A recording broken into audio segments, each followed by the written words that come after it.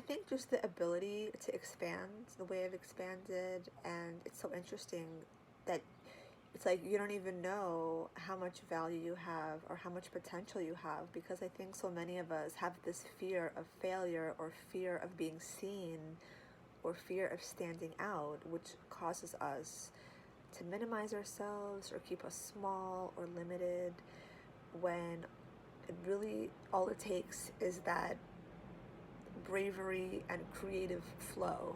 So I think so many people have the gift of tuning into their creativity, but just feeling like maybe nobody will like this. Maybe this is awkward and weird, and I don't see anybody else doing this, so why should I even start? And I think I personally never had that. Every creative thought I've had, I was just grateful to have creativity and have the ability to create something. I never thought about, is this weird? Is this awkward? I just wanted to know if it will be helpful for others, as it was helpful for me to come up with, starting online dance or starting performance dance for everybody. I also made so many guidebooks with affirmations, with healing the inner child. So it's like I never waited for the validation. And I think we do desire validation, but that will come in time. That will come in alignment with the flow of your achievements and your success. And you can't be scared of that, and you can't wait for something. You have to just, take the first step and keep taking those first steps, even if you feel like you're, in a sense, circulating the same failures. I think so many people experience that circular framework of seemingly repetitive failure, and that can bring somebody down, of course. But ask for feedback, do an internship somewhere that you can also ask questions and get help and get guidance, so you can be able to grow as a person. There is no shame in asking for help. There is no shame in starting something and failing. There's only actual shame that you're not starting, and we have to uncover that, because I have so many clients who do have that initial shame of starting, and that can be carried down from ancestry, from childhood trauma, from getting hurt in a relationship, in a friendship, even as in adolescence and adulthood. So I think it's all part of the journey of healing and growing and accepting yourself through the waves of confusion or stagnancy. I think a lot of us go through that, and we really put ourselves down, and we go through depression and anxiety because we want to be seen, and we also want to fit in. But I think we have to accept the fact that it's not about fitting in as much as it is about making your soul shine the way it was meant to shine. I want to give light. Yes, it's so true. I think a lot of people were put within, friendships or relatives that, you become the empathic one or the scapegoat. It's like you experience so much trauma and so much integration. I think it's even ancestral integration, and people would be like, who are you? I don't understand you. And that happens so often. And with that, I say, yes, exactly. You're on your path and they're on their path, and it's totally okay to be on completely different paths, mentally, emotionally, physically, because we're called also to do different things. We're speaking from a different level of vibration.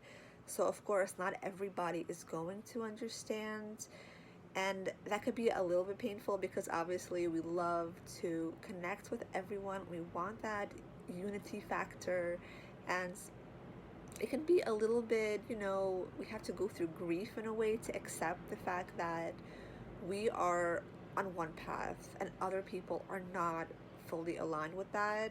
And to make peace with that can be the most beautiful thing as well, because once you do that, you do make space for adding in the friendships and the relationships with people around you who might not be on the same wavelength, but still there is that desire to connect and to keep the peace, which I think is so beautiful as well, because there's that level of acceptance from different sides that can bring people together and still continue to have healing and friendship and fun. And that's all it takes, really. People's beliefs where they are, and there can be such healing when we do accept each other, and that we prioritize the value of, love and unity and friendship, and that can be multidimensionally healing to every soul. So I think that should be the goal, and the beliefs are, personal. They are perhaps from different timelines, different past lives, and every person has to navigate their own beliefs, which is a challenging but a beautiful experience as well. Yeah, they really do. And I love what you said about different timelines, past lives, multidimensionally, because I think so often our souls find the same souls in different capacities, different roles, in different lifetimes, and we learn something from each life. And so I always, even with certain family members, right, you may be triggered and you're like, why would I even be triggered by this? Like, why do I feel like this person's mom? And you're like thinking, oh, well, it's interesting. I had a past life regression and I was their mom or something. I think when it comes to family, I mean, if your family is not abusive, I think there's no reason that you should go no contact. I mean, obviously, we do have different beliefs. And I think with families, it can be very sticky because, at that point, we do want that cohesion and that unity of believing the same thing. It's just easier. But sometimes we go on different journeys, and, oftentimes our family is it's spiritually chosen, and that could be part of our lessons, and it's difficult. So I think for that, there's no reason to separate yourself so far removed unless there is abuse, and that could be, dangerous. So for that group of people, I think it's important to, I guess, just honor each other's beliefs, and you can totally have conversations if you feel like it. If it doesn't, go into chaos, like, sure, have conversations and like share your beliefs, and you can ask questions like why you don't understand their beliefs. That's fine. Open dialogue is so beautiful, and I feel like people should just embrace that as opposed to being so upset when their beliefs don't match in that moment. I think that's part of our inner child, it wants to be validated at that moment, to be like, this is my belief, can you understand it or not? Yeah. And that's understandable for sure, but I think also, like you mentioned, the trend of icing people out or isolating people because they don't think like you, it doesn't seem productive. It doesn't seem like it will help anything. Because if you know your beliefs and they are rooted in something worth of moral clarity, and it gives you a sense of, kind of holistic, intentional awareness, then why would other people's belief systems bother you? People are all going through their experiences. They're learning something, and they might change their beliefs.